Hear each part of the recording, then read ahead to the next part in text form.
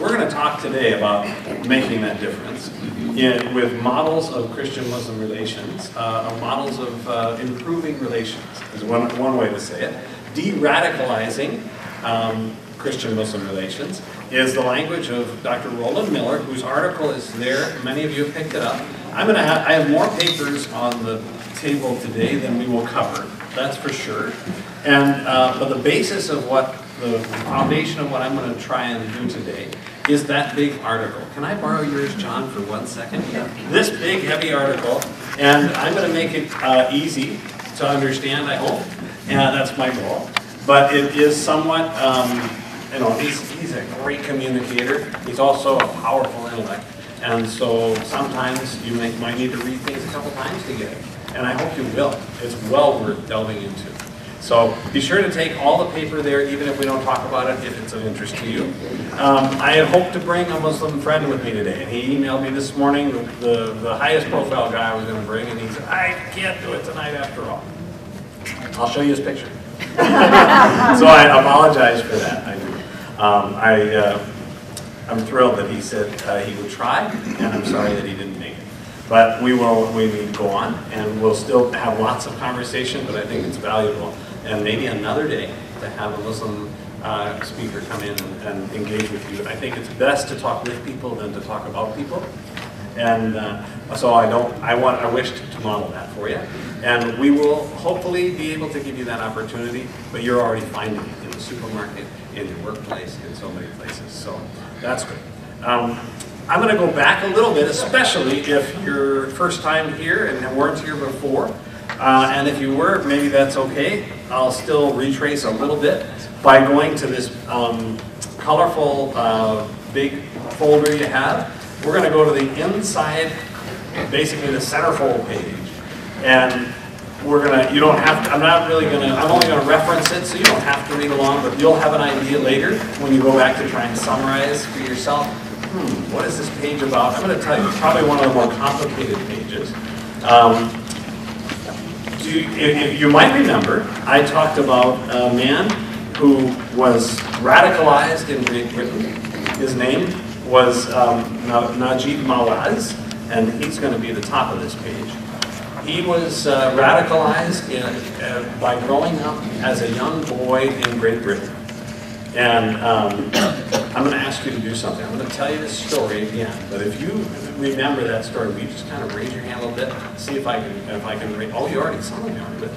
Okay. And he was radicalized because he had friends who were not Muslim. His family was not terribly religious. They were Muslim, but they didn't go to the mosque very much. And so he would hang out with people who were not Muslim sometimes. And even his friends who were not Muslim got beat up, even stabbed with knives for being his friend because he was a Muslim. And he grew up feeling like, I don't know who I am. First of all, he was an immigrant to Great Britain. Second of all, he was a Muslim feeling very second class.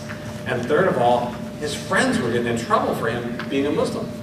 And he wasn't sure what to do. He was having a big identity crisis by the time he hit his teenage years. So at 13, he was thinking, am I Muslim? Am I British? Am I secular? I don't really know. I just want to be a part of it, and I'm feeling abused. And he wasn't articulating it, but he was having all sorts of resentment feelings about that. Then he was approached by some strong preachers, radicalizing Muslim preachers. Instead of the vast majority, somebody was looking for people who were vulnerable, a young man who was feeling marginalized, who was feeling oppressed, and feeling like I don't really have a purpose in life, and I'm feeling out of everything. He was recruited and said, you can have a purpose for God's sake. Because those people stabbing your friends because you're a Muslim hate God, hate Islam. And you need to stand up for God. And you can do it. And here's how. And we'll train you, we'll teach you the Quran. And he suddenly became very, very devout in his own way, learning a very segmented version of Islam, became radicalized, and went on an international jihad. He was mobilized. He started being a leader. He went ultimately to Egypt to this was before the Arab Spring, we're talking about 20 years ago, and he went there with the idea of raising up the most radical elements he could find. It was kind of his own spiritual pilgrimage too. And in so doing, he was marching the streets, gathering people, kind of setting all security aside. And of course he was arrested. And he was thrown in jail in Egypt for being a terrorist. And he was thrown in jail, and he met in jail quite a few Muslim Brotherhood members who had been jailed there during the 70s. And they were older men now. And he thought, I finally made it. These are the mentors who will teach me the most important things about Islam. And what they taught him was, you're doing the wrong thing. What you're doing is not Islam. What you're doing is terror, and is not bringing honor to God. You're not submitting to God, you're submitting to the radicals. And that's not Islam. Not what he expected to hear from these Muslim Brotherhood members in jail. And when he got out of jail, he went on an international campaign, which he's on still today, to preach a different narrative, he calls it, to young Muslims who are being radicalized. And so this page in your handout starts on the top with, in the orange box, the contemporary jihadi narrative.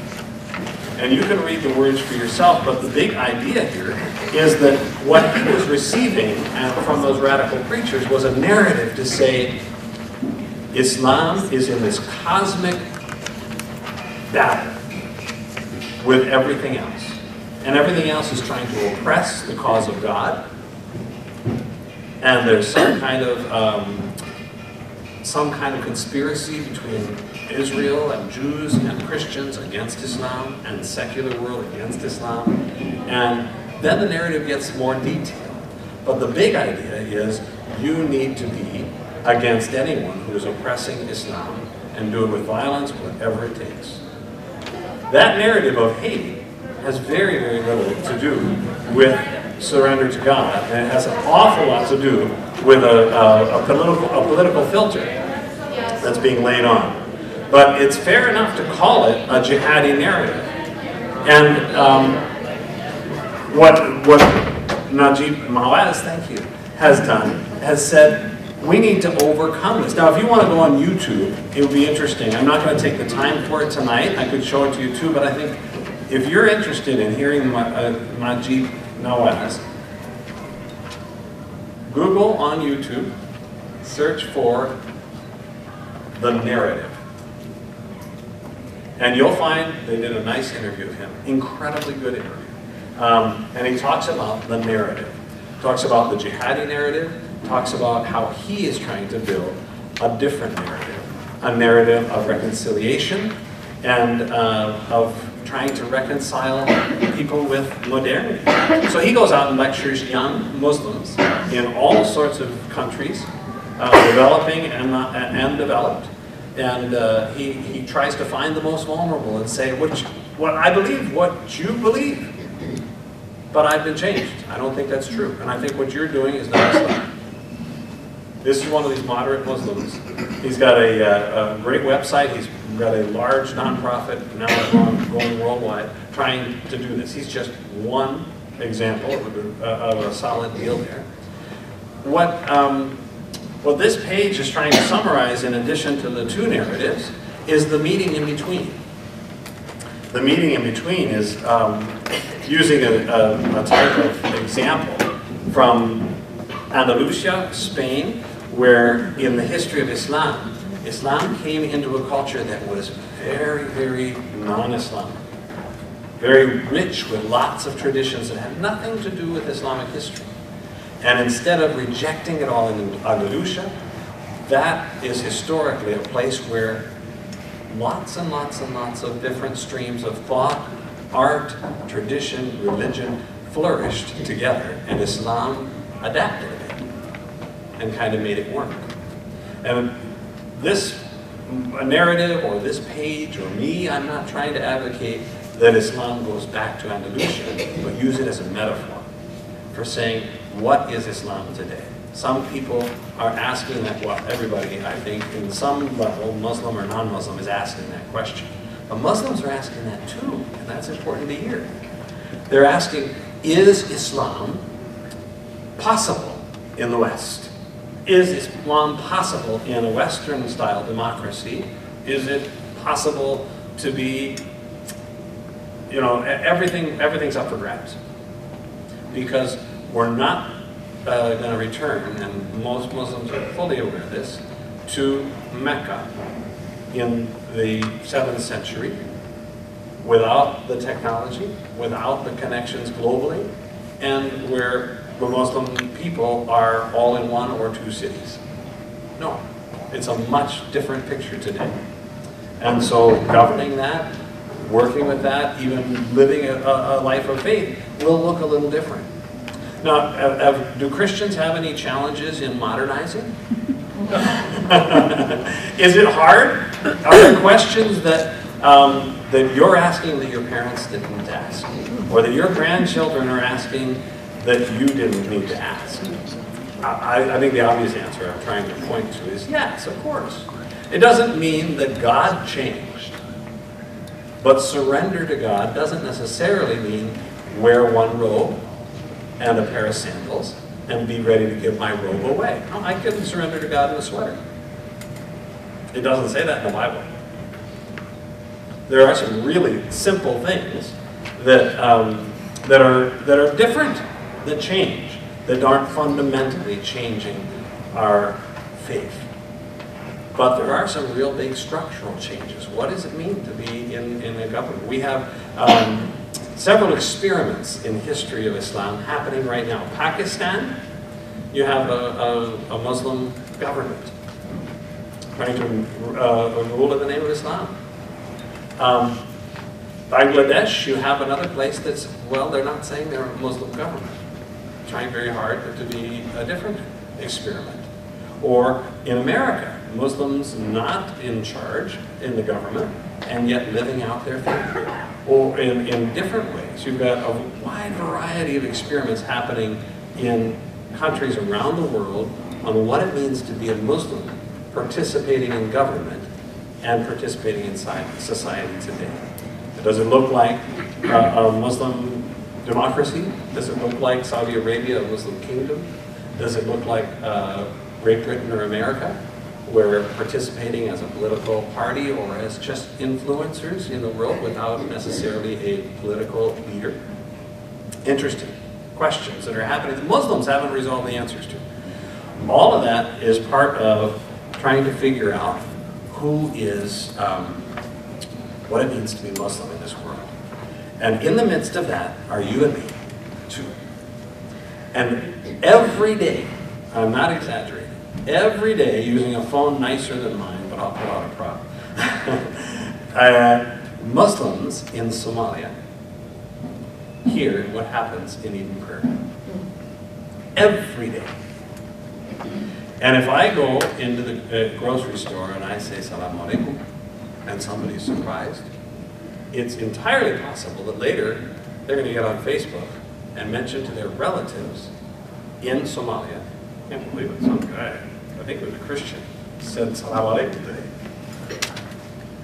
And if somebody in Somalia has the experience of having someone else steal their chicken, somebody in Eden Prairie who's related to them is going to get a message on Facebook and say, "They stole my chicken today."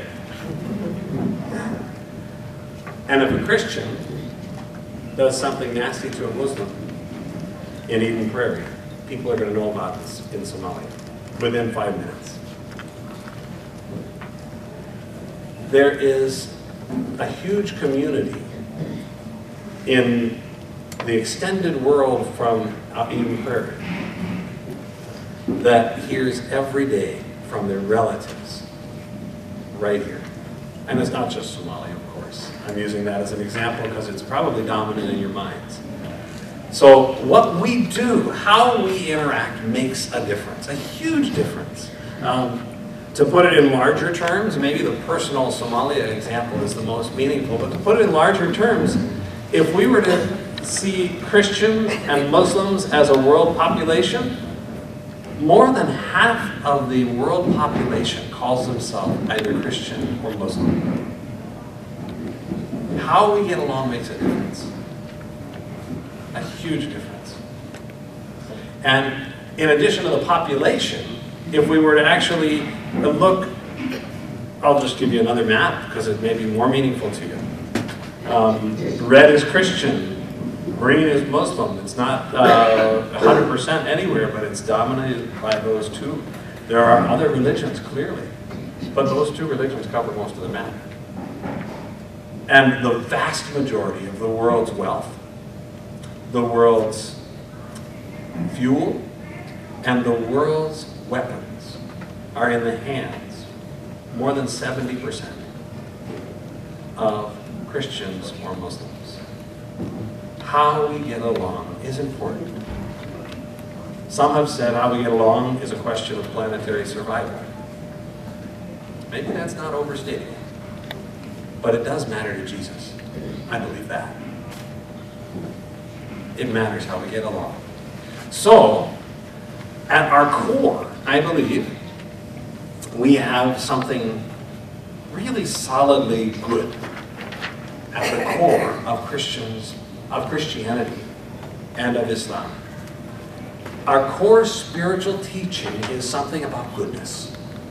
And we'll express it differently. I'm going to throw out two expressions, and this is, again, an insight. All of these from now on will be pretty much from that article you can read. Core spiritual intuition of Christianity is the self-giving love of God in Christ. God gives God's self to us in Christ. That's kind of the essence of our big intuition. And, you know, I love our confirmation classes are meeting tonight. Yours are too, right? And if our confirmation classes learn nothing else, and I bet it's true here, I would love 3 years of study just to learn this. That there is nothing you can do to make God love you more. And there is nothing that you can do that will make God love you less. The core intuition of God giving God's self in Christ is that God's going to go that more than the extra mile. God's going to go to the death because God loves you unconditionally. That's the core of our self-giving love of God in Christ that we see. The core for Muslims is no less passionate. That the core is a goodness about surrendering to God. Everything is all about coming to surrender to God. And that's why we say this Salamu Alaikum. Peace to you. The peace that comes from the one who surrenders to God. Be yours. Those two, I think, are in very deep correlation. And at its core, I think these two religions have something solidly good that we can say to each other. I can say that in front of Muslims, and I have, and they're very, very appreciative that a Christian might understand that surrender to God is what they're all about. So it's not about cutting off heads. It's not about terror. And how does it get there? Well, I could ask the same question. How does the self-giving love of God in Christ get to shooting a doctor I disagree with? It gets twisted. I am a sinner, and so are you. And there are sinners all over the planet. It's sin that twists things, but at the core of the religion is something good. So how do we get along? I'm going to I'm not even going to take time to explain these next couple slides too much. I'm just going to say, remember, for 1,000 years, the Muslim world, Muslims dominated the known world. They look back with great pride. And they also look back with great sadness that they lost that dominance. And a great sense of shame, great sense of resentment, because they lost it essentially to the next in line, which was colonizing powers. And when the colonizing powers left, starting maybe in the 60s, in great numbers, 1960s. That wasn't so long ago. Then all of a sudden, you've got all these new lines and borders of nations that didn't exist anymore. So you've got not only people who've been subjected, you've also got nationalism and all sorts of resentment and some control from those colonial powers leading to technological backwardsness that started. So lots of challenges that lead to that. And then in that context, we have extreme poverty growing. Did I mention, I think I did, 70% of the refugees in the world are Muslim. There's a reason for that, because an awful lot of people have gone through trauma because of despotic rulers, because of war, because of extreme poverty and poverty. The World Bank describes or defines extreme poverty as having to live on less than $1 a day. So Madagascar, where I would have a big heart, what is it, 80%, 8 out of 10 people live in less than $1 a day. But there are lots of places like that in the world. And many people are Muslim who live in that. And the narrative inside them is not so different than Najib Mawad's, who lived in an affluent situation, feeling, I can't get ahead, I have no purpose. I can't get enough health care, I can't get a job ever, and I have no hope. That doesn't give anybody an excuse for being a terrorist, but it feeds that sense of vulnerability. And it opens up the mind to saying, okay, you're going to give me purpose? You're going to tell me how my religion, which maybe I'm not even able to read the Arabic, let alone understand really well, so whatever you tell me is it. I have to say, I asked, maybe I told you this, but I'll say it one quick one. I went to a friend in Madagascar. He was actually Indian, from India, but he was reading one day in his Quran, and in his store, he was a store owner, and he was reading it out loud, and I said, do you really understand that? Because we always spoke not in Arabic, we spoke in French. And he said, oh, no, I don't have any idea what it means. I said, really? And he said, yeah, I can speak it. I learned to speak and say all the words, and I can do it right. But if I want to understand it, I read it in French. I said, really? And he said, yes, the only one where the other stands is the imam, and I know he lies. Which is exactly, pre-Vatican II, Roman Catholic Church, it's all in Latin. And we depend on the priest to interpret it all. This isn't an unknown quantity. But Muslims struggle with this. And if I'm a vulnerable youth who's maybe illiterate to begin with, and I gotta know Arabic, and it's, 15% of the Muslims in the world speak Arabic as a native tongue. And I said speak, don't have to be literate necessarily. It's smaller than that. So many, many Muslims have to be very much removed from really understanding the Arabic Quran. Doesn't mean they don't, it just means that's a lot of work. And if I'm a vulnerable, impoverished, maybe malnourished youth, and even if it's a high on my agenda, I'm going to be vulnerable to maybe being manipulated elsewhere. It happens right here in Eden Prairie. It happens right here in Cedar Riverside. People who are vulnerable for all the same reasons and are living an impoverished life right here being radicalized. And so that narrative gets informed, and some of that narrative gets informed by people who have twisted it.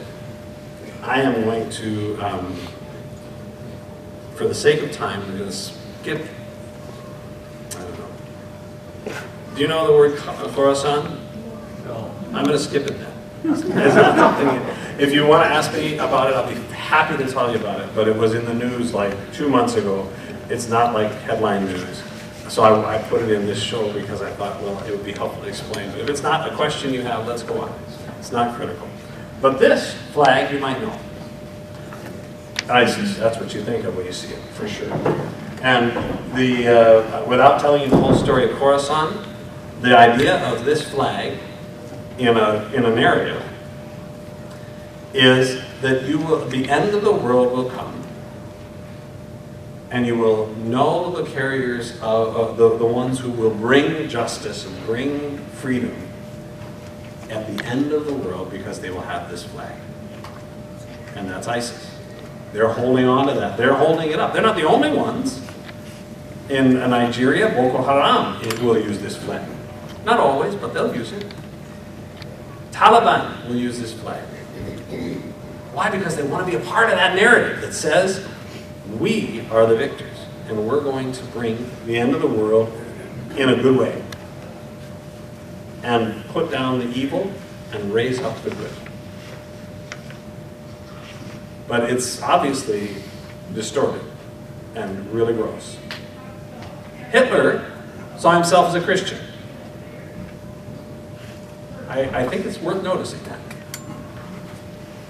Ku Klux Klan members generally see themselves as Christians. There are lots and lots of challenges. These people who pull this flag up and come with military force to enforce it see themselves as submitting to God. And it's a huge challenge to us. So how do we not become radicalized and just say, well, find some way to protect myself, period? Do you remember how long is it going to take if I say Salaam Alaikum to somebody in the supermarket? How long might it take for them to hear in Somalia? I want you to remember that when you feel like you have no power in this struggle, when you feel like the international world is just blowing apart and there's nothing I can do and I'm afraid. I want you to remember your phone. I want you to remember your witness. And I want you to think about, challenge you to think about 6 models, and that's where we're going. The first model is recalling good memories. Remember things that are good. If we focus only on the negative, I guarantee you where our mind's going to be fixated then. I mean, it's kind of self-defining. There are good things to remember about Christians and Muslims. Now, why do I have an ancient papyrus painting on here? Well, partly because it's pretty, but partly too because Muslims love to recall ancient things of the early Islam. And so I want to remember something good from early Islam as well as today. So let's go back to early Islam. The very first Muslim community in Mecca who were being rejected felt they needed to get shelter, and they ran for shelter all the way to Ethiopia, where a king welcomed them, and that king happened to be Christian. And in the name of Christ, he said, I will protect you. And they were so grateful. It is a very early moment of Christian-Muslim relations, differing on truth claims, but saying, of course, we are together. You surrender to one God, I surrender to one God. We protect you from those people who are trying to kill you because you surrender to one God. Come on in. I love that example. Let's remember that. I got another one that, here's another movie, 45-minute movie. I should show you tonight, but again, we're going to do some other things first. I've got it with me though. And if you want to, again, you can watch the whole thing on YouTube. It is worth watching. It is really good. It's a documentary. It's not a Hollywood production. It's all real. It is, it's called The Imam and the Pastor. It comes from Nigeria, where Boko Haram is very active today. And it's about these two men who absolutely hated each other. It's about these two men. The one on the right is a pastor, the one on the left is an imam. Does everybody know an imam is, in broadest terms, kind of like a pastor in Islam? Basically, an imam is a leader of prayer. So they don't get a salary from that role. It's a volunteer position where they lead the prayers on Friday, they give the sermon, and they do other administrative work during the week of the mosque, which is basically a community center. Well, the two communities that they led absolutely resented each other, and not only hated each other, they led consciously. These two were leaders trying to kill the others, and they led a lot of campaigns where the pastor led campaigns to slaughter Muslims. And this imam led campaigns to slaughter Christians and succeeded. This was an all-out war. It wasn't just metaphoric. And yet they still struggled. They all had reasons. This, the imam, the pastor on the right, got his hand chopped off, and he still has a prosthesis on it. They were each recruited, though, by their community to change their attitude.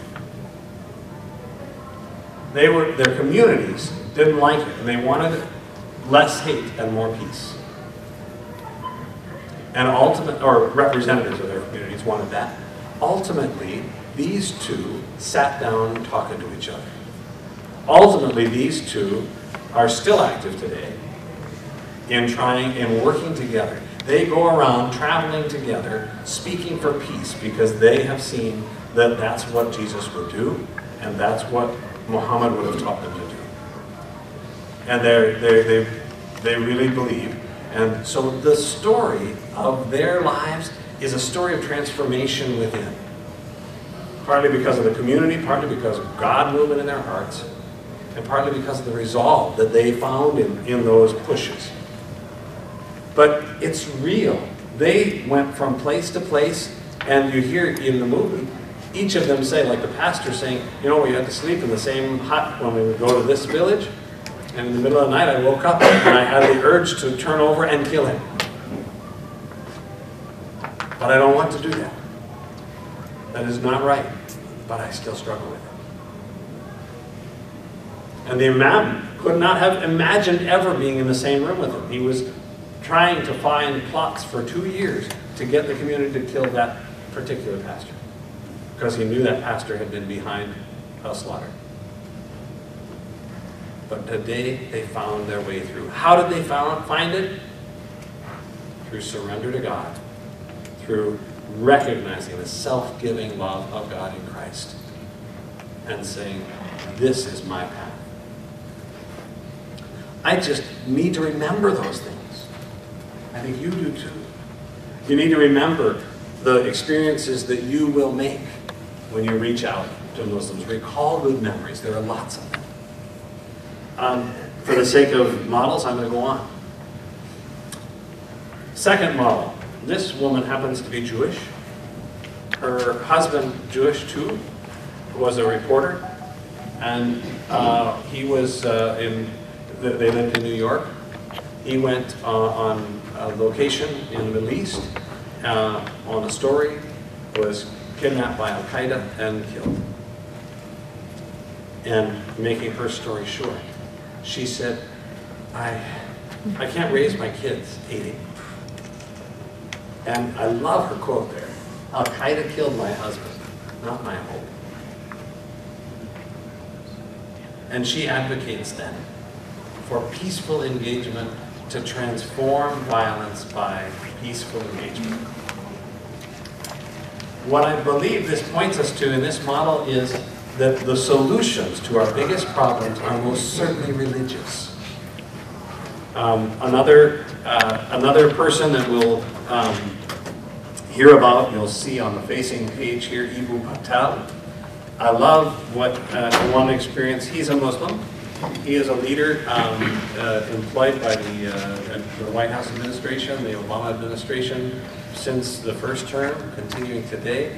He is a religious leader. He said early on in his public career that Al-Qaeda was the best run youth network in the world today, and we need one equally strong for peace. But this man was also interviewed by Christianity Today, a Muslim leader. And Christianity Today interviewed him because he went to a college and talked with the college students about their faith and why they were choosing different careers.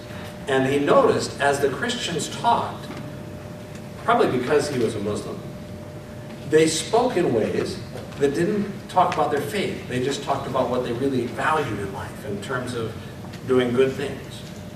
And he confronted them time and time again saying, that's fine that you want to do these good things, but why?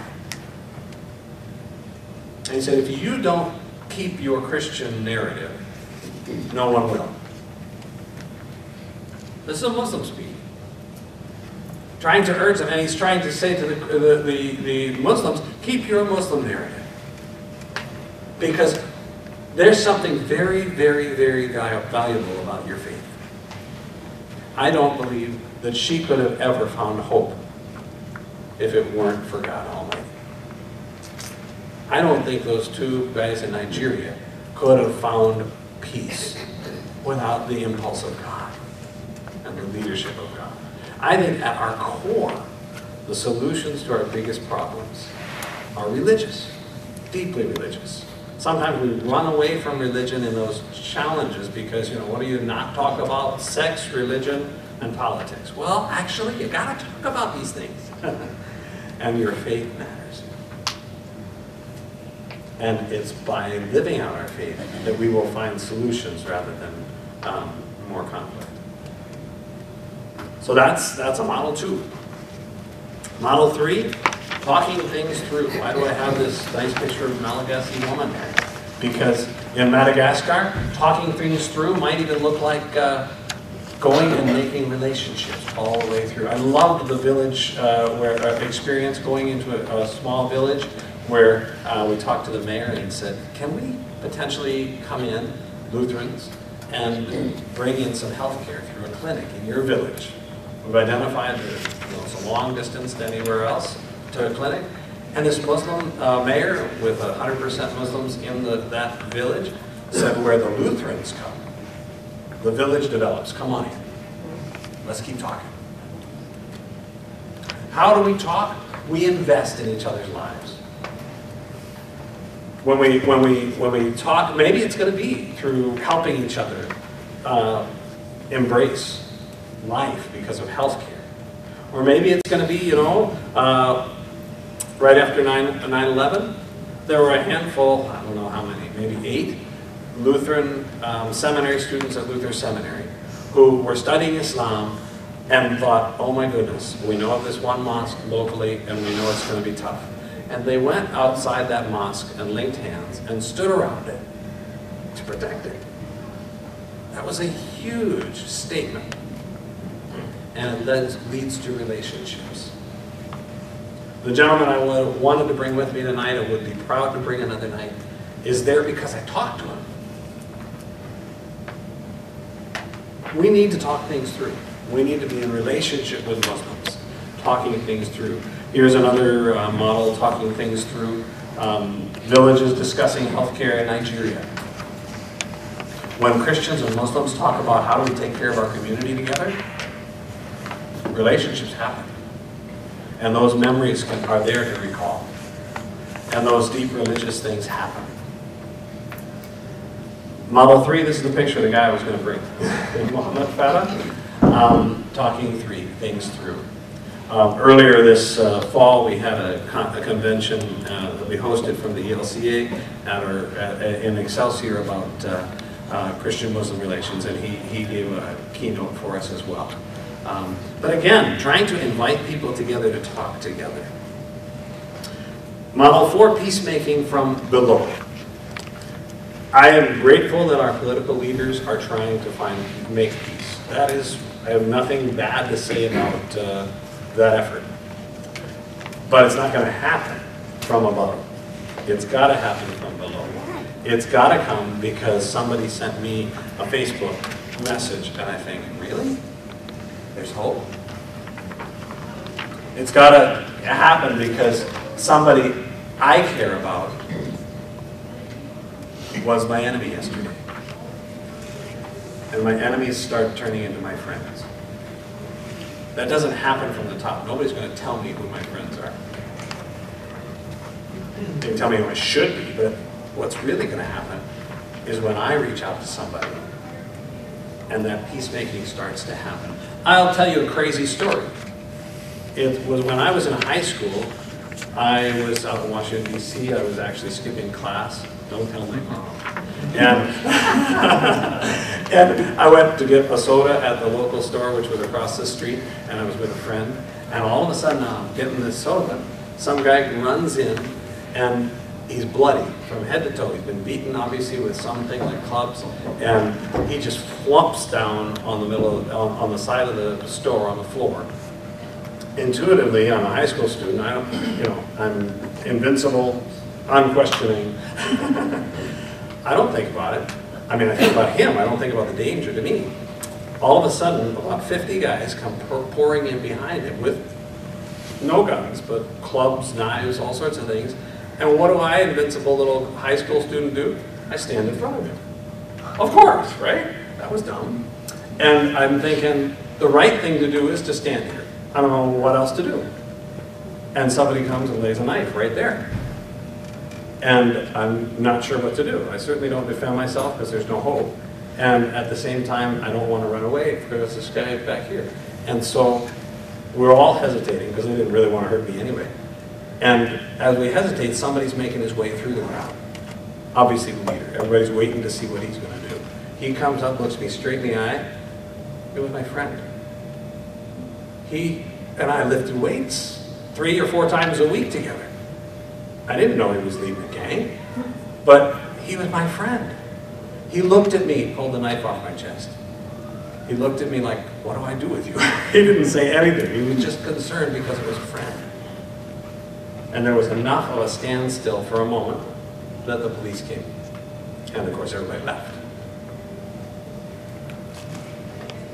Peacemaking happens because they're friends. I had no idea what I was doing when I was making friends. I just made a friend. And for that moment, it saved my life. For that moment, it maybe saved his life. Peacemaking happens because we make friends across lines. Who do you know that you can make a friends with that's different than you? Peacemaking happens from below.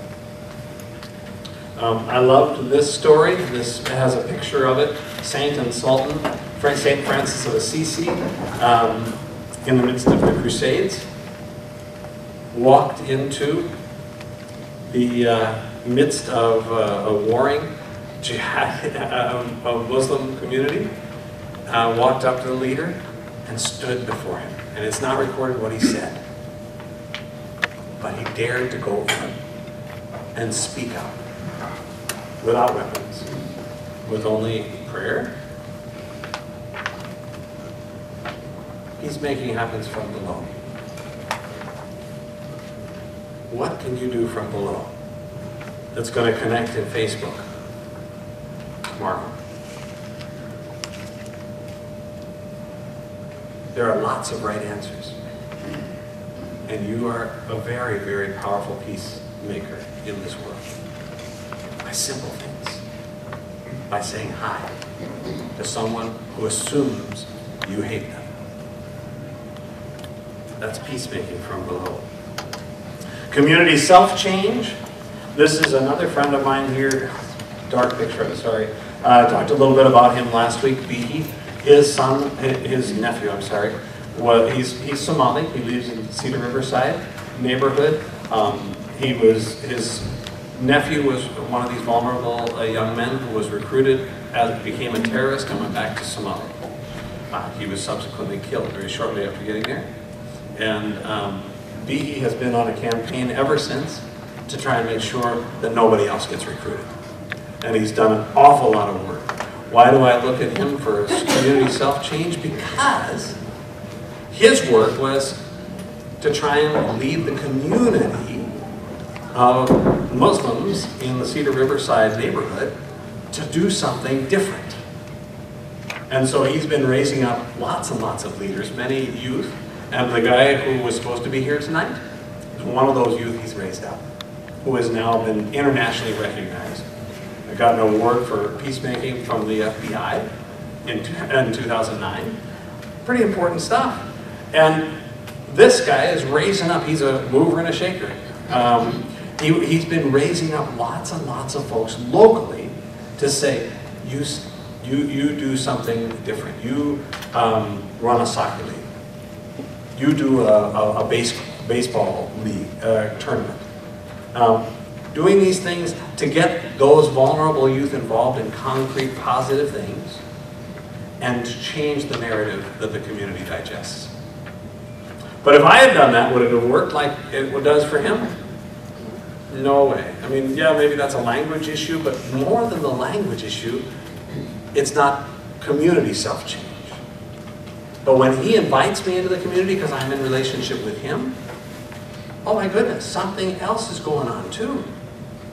It's not us and them, it's all us. That's the goal of community self-change.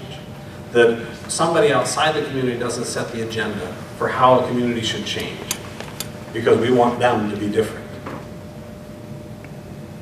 But we allow our community to broaden and be about self-change. Model 6, deep friendships. This kind of underlines it all. Maybe that's model 1. Deep friendships are everything in terms of the foundation for de-radicalizing Christian-Muslim relations.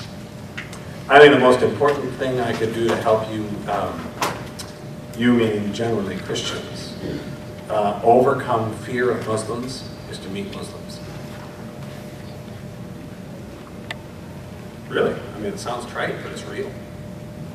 Because you'll only make friends with people that you talk to. And you'll only make friends with people that you spend time with. I love Somali tea. I also like lots of baked goods and things. And you can probably tell that if I go to Cedar Riverside, dime a dozen. As a matter of fact, it is relatively cheap. I can buy something and have a cup of tea or coffee. I can have a treat that's not from my culture. And in so doing, people are going to talk to me. And I'm going to talk to them. Maybe I don't have to go all the way to Cedar Riverside. Maybe there's a place in the Eden Prairie where instead of going to this restaurant, I go to that one just because I want to meet Muslims. Could that be your peacemaking? Or the grocery store, I say hello to the clerk. Or I say hello to somebody who I wouldn't normally say hello to. Is that your peacemaking? Your deep friendships are the model internationally. This isn't rocket science, but it is, in fact, the method of Jesus. Deep friendships are our foundation of change in a positive way. I want to leave a little time for some more conversation. I've been throwing lots at you. If you tracked already on this same facing page, you saw that there are those 6 models written out for you.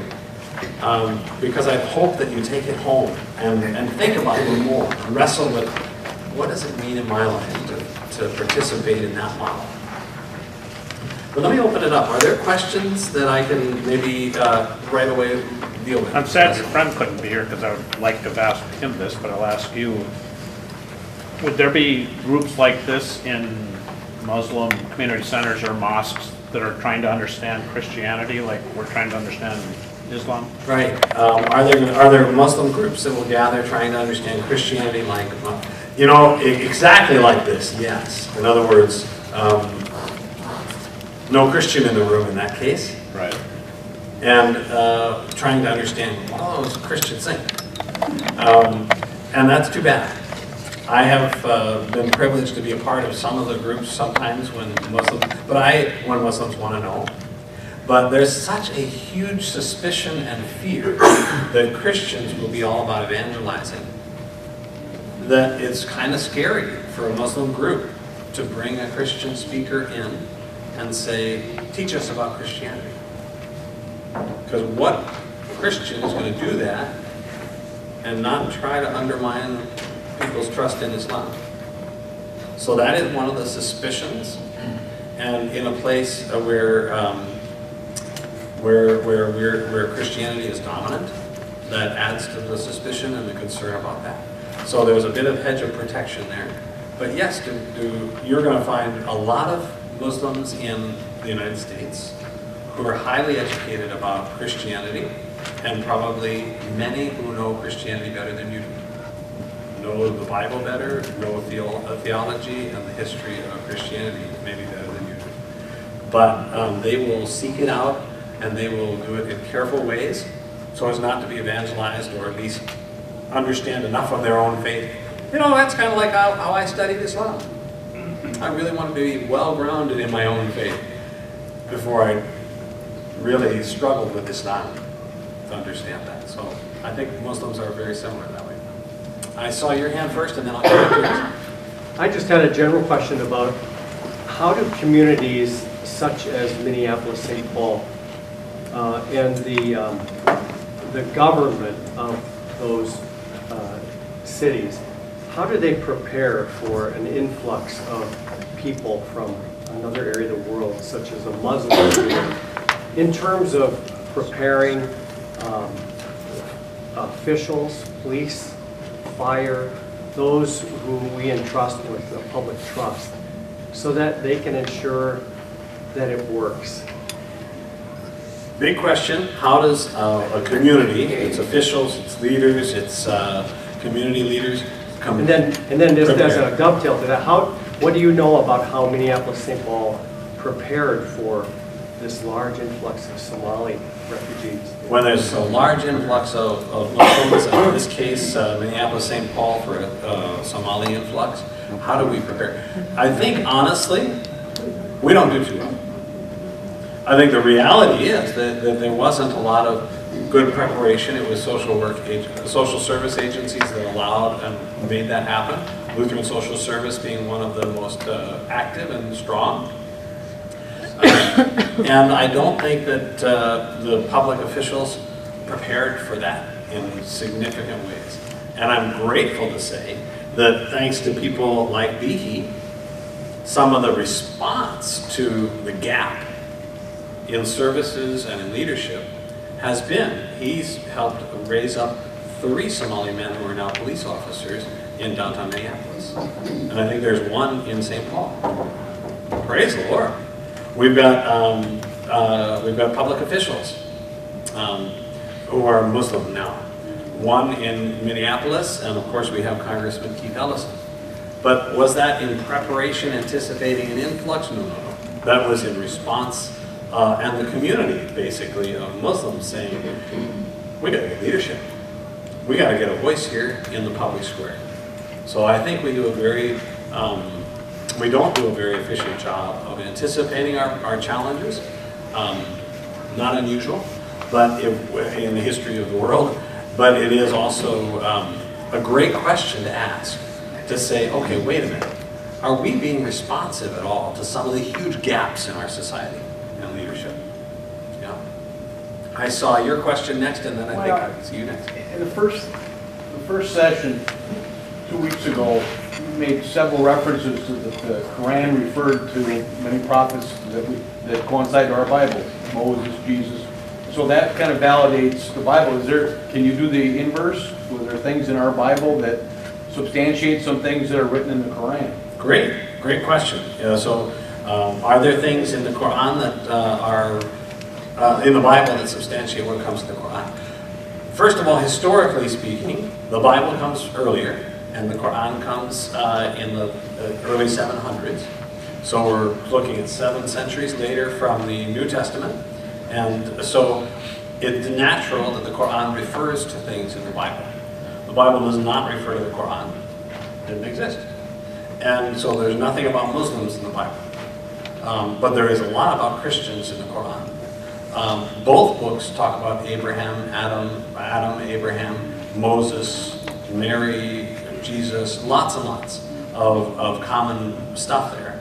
And a lot of the stories in the Bible corroborate what's in the Quran, and vice versa about those stories, about those many characters.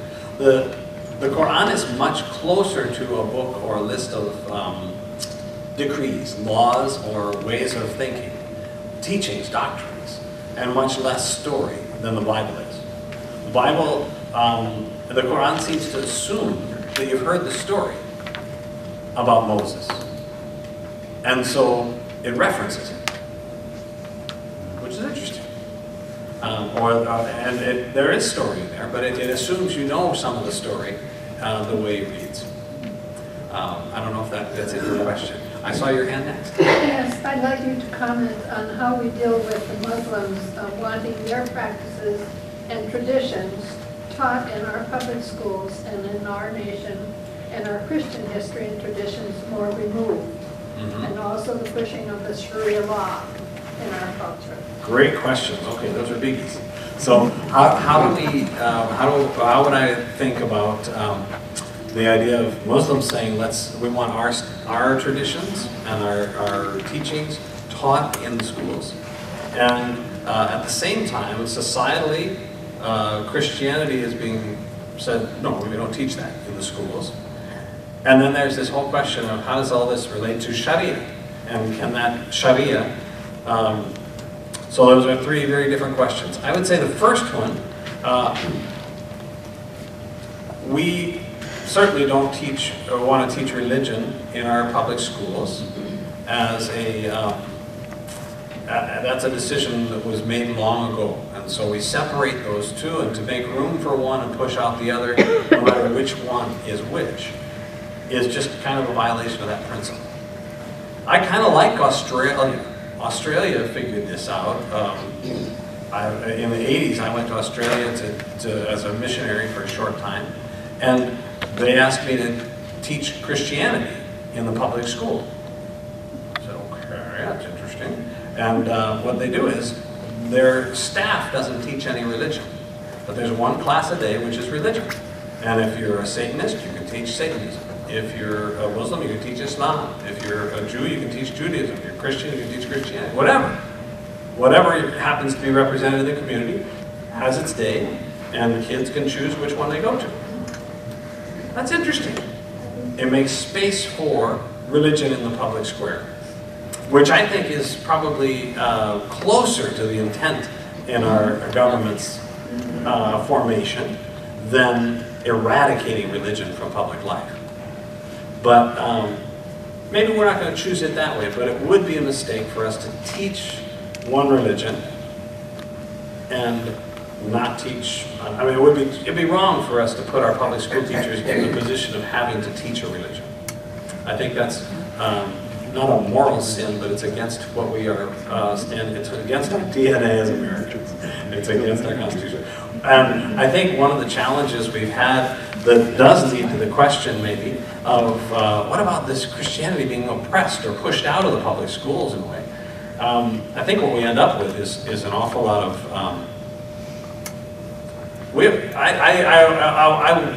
It's not simple. It's a very complex challenge. But for a lot of reasons, Christians, in many ways, feel ashamed of who we are in the public square, too often.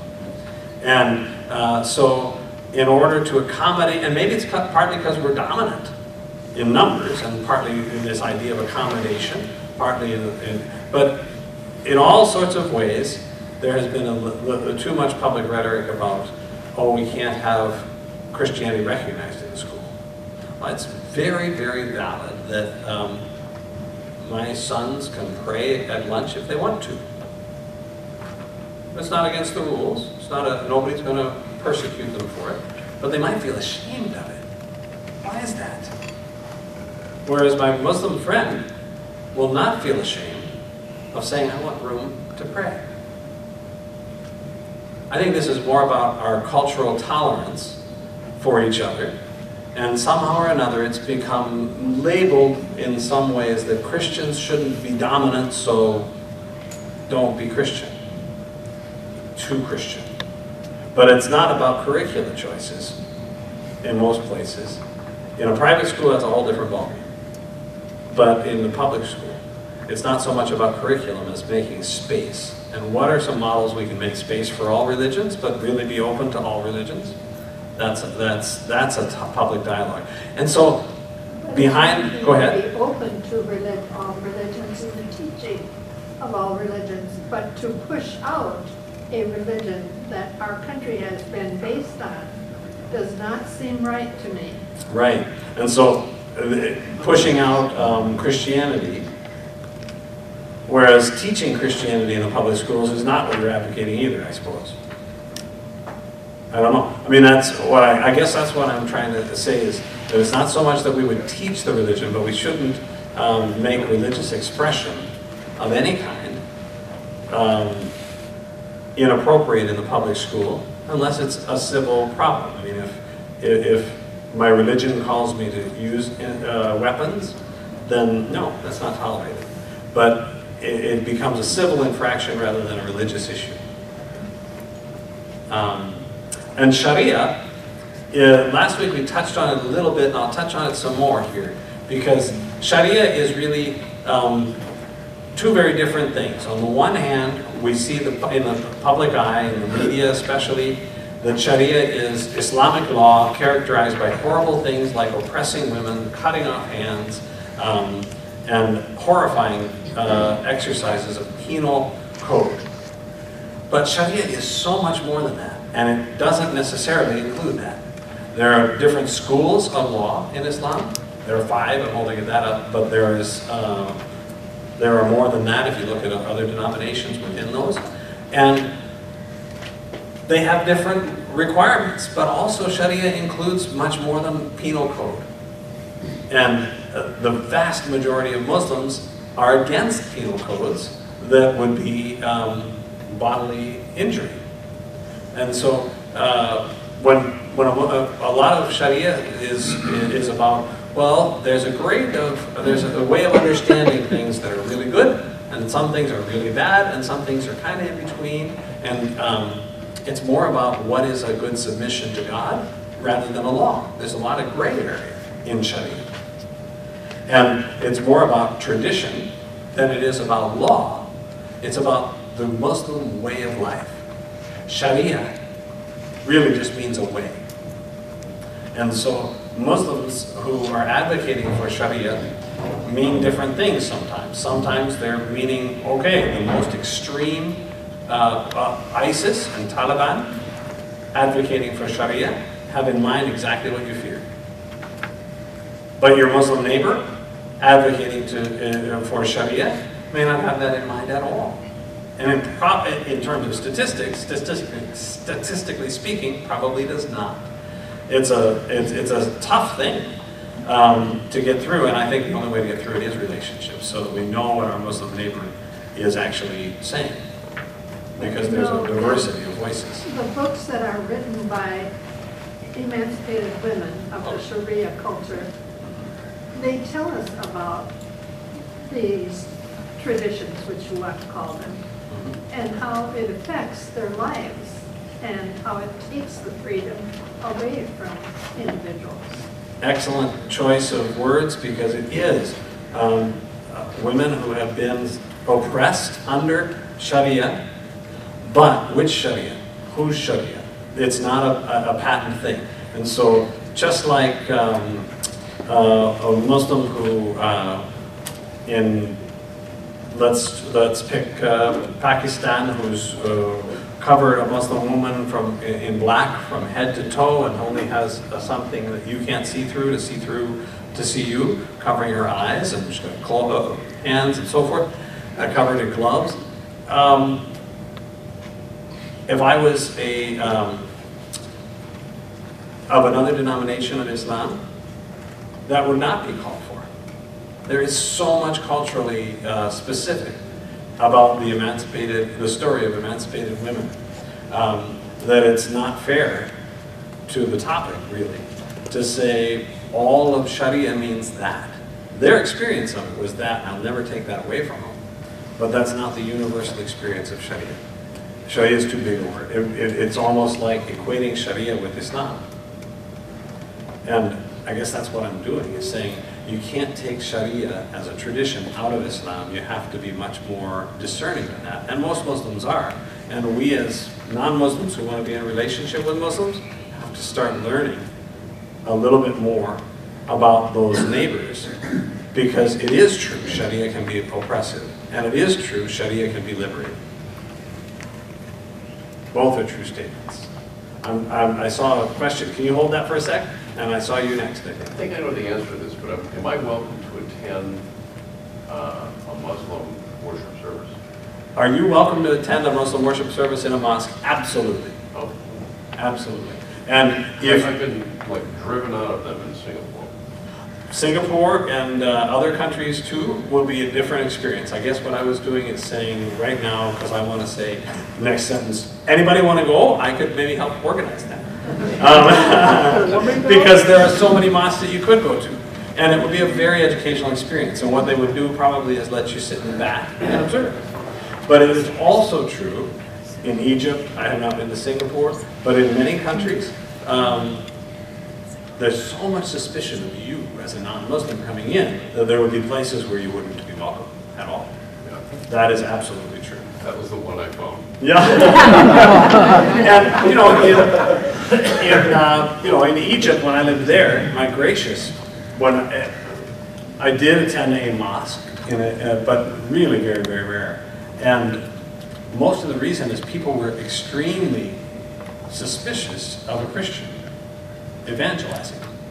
And if I go sit in a mosque, it's just assumed he's undercover, he's trying, or not so covered, and he's doing something that's conspiracy. And so they didn't really want me there. And I didn't want to make it uncomfortable for me or for them. So there is that context, but in theory, you are always welcome. And in places where there are better relationships, or where Muslims are a minority, both of those lead to warm welcomes. And certainly in places, even in Egypt, I've been welcomed into mosques, and in Madagascar, and in Tunisia. So there's huge openness in this world, but there is also suspicion. And that's the thing that would hold you out. That's it. I saw your hand, I think, next. And then yours? Well, and this could kind of be a good segue. I was wondering, after you give these presentations, do you have suggestions for us as individuals in going forward, what we can do to work on this community? Great question. She asked, there's some suggestions after these presentations on what we can do as a community or as individuals. And regretfully, I don't have a handout on that one, but that's a good note for me. I think there are these steps that we've just looked at, I would love for you to take seriously enough that you say, how in the world can I somehow get some good memories? Because I've got them and I got to remember them. And how can I meet some Muslims so that I can invest just a little bit? Maybe deep relationships aren't my first step, but my first step might be saying hi to somebody I've not dared to say hi to. And I love your story. I love your story, your stories about saying Salam Alaikum. Yes. John wants to say it. I want to come back. Do Muslims sing? Do Muslims sing? No, that's my thing. When I was a little child, I sang, Jesus loves Jesus, and then got to teenage, and I was singing in a little voice, and now I'm a bass. Yes, indeed. So my life is a lot of singing, and I wonder, do Muslims sing? I love the question, because I like to sing too. Yes, Muslims sing, absolutely. And there are two kinds of singing. I'm going to make it very broad. Among Muslims, there's religious song and there's not religious song. For religious song, what that means is really, they would say it's not song. But you and I would listen to it and say, wow, you're singing. It's incanting the Quran. You might think of Gregorian chant, or look at a different tonation and everything, but sort of like that. They'll chant the Quran every day. So that's part of, when you hear, Allahu Akbar, Allahu Akbar. Have you heard that? I'm probably not doing it well enough, but it means God is great. It is a call, and it's actually comparative, the verb. Akbar is God is greater. They never say it that way in English because it's a name for God theologically. But it literally means God is greater, and it's a pastoral call. It's a sermon right there saying God's greater than whatever you're facing today. Jesus is Lord over even the thing that you're struggling with today. Allahu Akbar. It becomes an incantation, and then it goes up and down as we go through. So if I was to say the beginning of the Quran, I would say Bismillahir Rahmanir Rahim, Alhamdulillahi Rabbil Alameen. I could say it like that, but no, I didn't do it right. I got to incant it. Bismillahir Rahmanir Rahim. I can't do it right, but they do it well. And Muslims incant the Quran. And that's really song in my book. But there is a huge amount of cultural song that happens from every country in unique ways in their own languages, and that's Muslims. That's 1.6 billion people singing lots of songs. That sounds like more of a chant than a melody that they're going to have. That's partly my deficiency, but it's true that it is a chant. Now I saw, who did I see next? I think you've been waiting the longest, and then we'll come back and come back. Yeah. Are you familiar with the Fellowship of Isa? The Fellowship of Isa, I've heard of it. Isa is Jesus in Arabic, but I do not know them well enough to give you any real contact. People I've met, basically, they have grown up as Muslims, became Christians, but what they'll do is they'll still accept Muhammad as a prophet and some of the Muslim traditions. So it's an interesting blend. Yeah. They're Christian but Muslim kind of together. Yep, there's another way of calling it the insider movement, they call themselves sometimes. The Fellowship of Isa I've only heard of. I know others who use different names. And you know, it's wonderful. You know Messianic Judaism, maybe you've heard of that, where the person recognizes Jesus as the Messiah, as Lord and Savior, and yet keeps all the traditions of Judaism. And their sole purpose of doing that, usually, or primary, is to share Christ with other Jews. And that's similar, I think, probably for the Fellowship of Isa.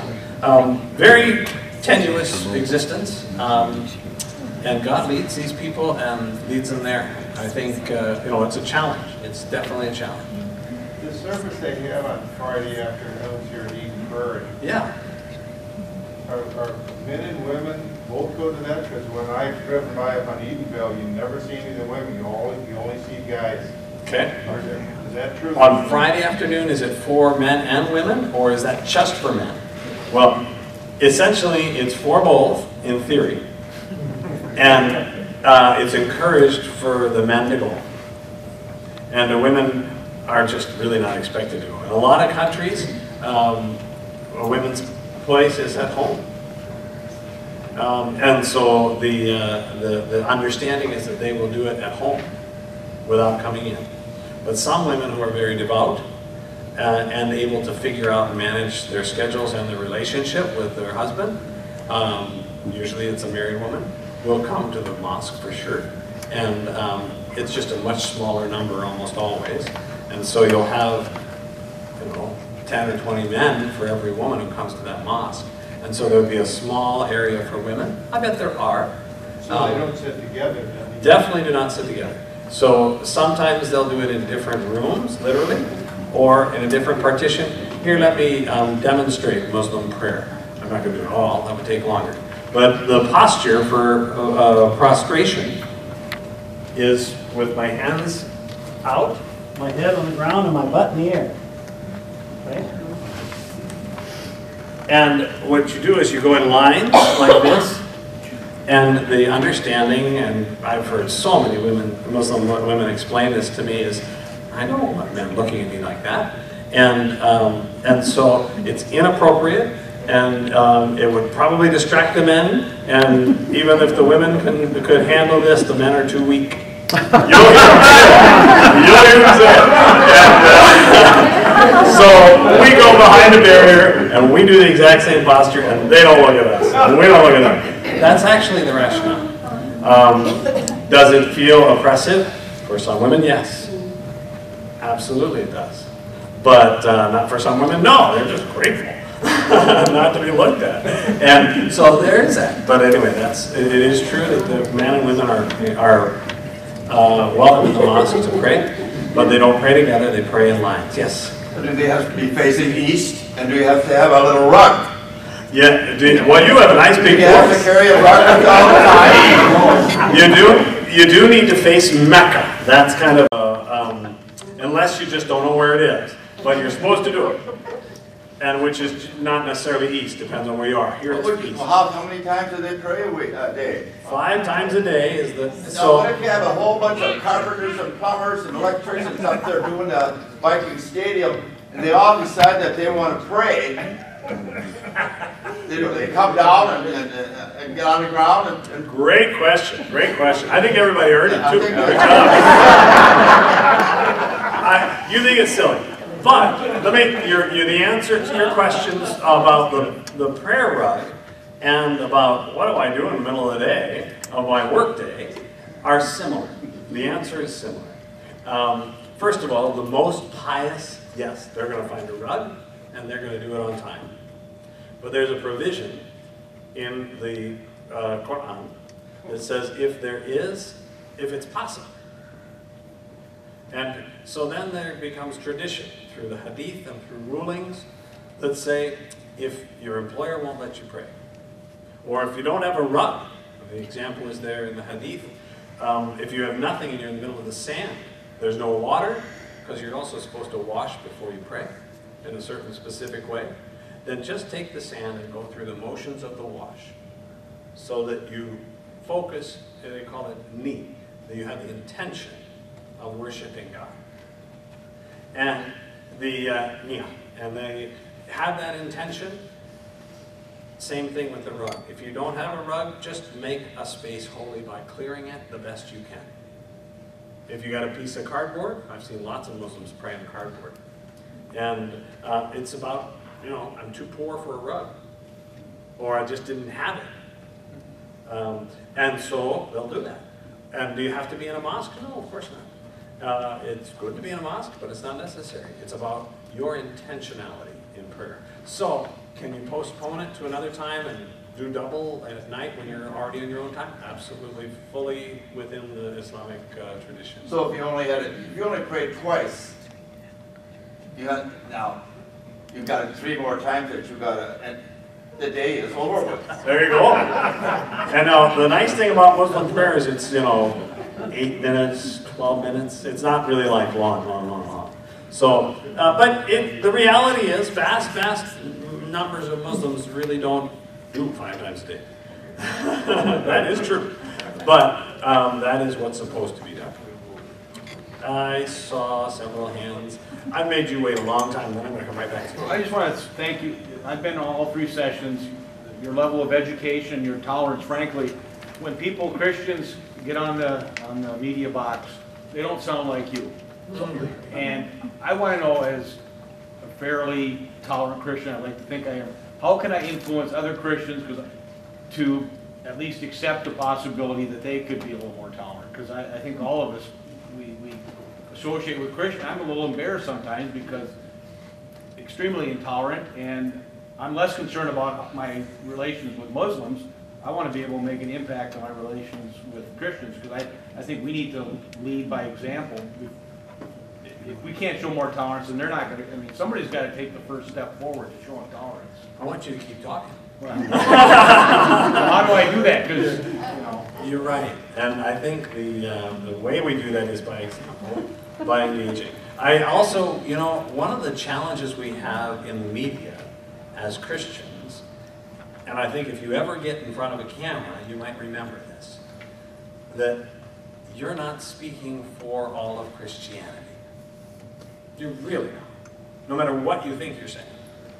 Take some of the pressure off, de-escalate, and just speak from your heart. I'm afraid too many people think they're policymakers, and they forget about relationship making. If there's any little piece of advice I could throw out there, it's that. I was interviewed by NPR this fall, and they asked me about things, and what did I tell them? I knew, story is good, but I knew that I wasn't speaking for everybody in the whole world. I told them about an administrator at Eden Prairie High School who said hello to Muslim girls, Somali, and for days after that, the reaction of a Muslim girl was to say, I thought Christians hated Muslims. And she said, no, I don't hate Muslims. I would love to get to know you more. And for days after that, these girls came to Brenda and said, I like the color of your scarf. I like the dress you're wearing. Just finding ways to build a relationship because they knew they were appreciated. I think when we get on the media, we have to remember we're one voice, and we don't have to be the same as every voice out there. And what we do most when we do good is we build relationships. I'm sorry, I do want to come back to you. I just promised you first. Okay. We belong to an organization, it's called the Friendship Force International. Wow. And our slogan is "A world of friends is a world of peace." We were hosted in a Muslim family in Turkey for a week. And they around the dinner table, they invited us to say our prayers. Oh my. And they said their prayers. And I became familiar then with the gesture that they use, that they're receiving the grace of God. And then they do this. Like, is that something you're familiar with? Beautiful. I think that's more Turkish than generic. And it's wonderful, and I am not familiar with it. So I just learned something. You were saying that they're part of a friendship force. It's a group. And went to Turkey, invited to a home, and invited to pray their prayer, your own prayer, at their dinner table. And then you discovered their way of praying with their hands up, covered their face, and then went down. Okay. No, I think that's that's maybe not unique to Turkey, but it's specific. And that is a great example of trying to figure out some of the diversity of Muslims and what does it look like. And that comes out of relationship. What a beautiful, I want to learn more about the friendship force, actually. I saw a hand on this side of the room, too, and I saw your hand. Well, I think sometimes as Christians, and maybe as Lutheran Christians, we are afraid to express our beliefs and faith and friendship, and we forget one of God's commandments to us is to pray for your enemies. And our enemies are probably our friends that have become an enemy or a child that has been, but we probably need to include the different friendships, the friends that we don't have yet that are Muslims, that we may learn to understand them. Because prayer is a powerful thing. And I think maybe we need to depend upon that and go to that more. Wow. I think we need to let you keep talking. We need to keep praying and depend on the power of prayer more. Pray for our enemies. I see that I'm going to be your enemy if I go much longer. And it's truth. We're a little late. One last book to throw out there. It's by a Jewish rabbi who was radicalized, went to Palestine to kill Muslims, and discovered that he was wrong. And he ended up coming back, and he wrote a book. We had him speak at our church about 3 years ago. He wrote a book called "You Don't Have to Be Wrong for Me to Be Right." I love that. That's what relationship building has to be full of. Because I might disagree with you, but you don't have to be wrong for me to be right. I can still be right. Another Muslim who became a Christian and taught at seminary used to say, I don't have to cut you off at the knees. It won't make me any taller if I cut you off at the knees.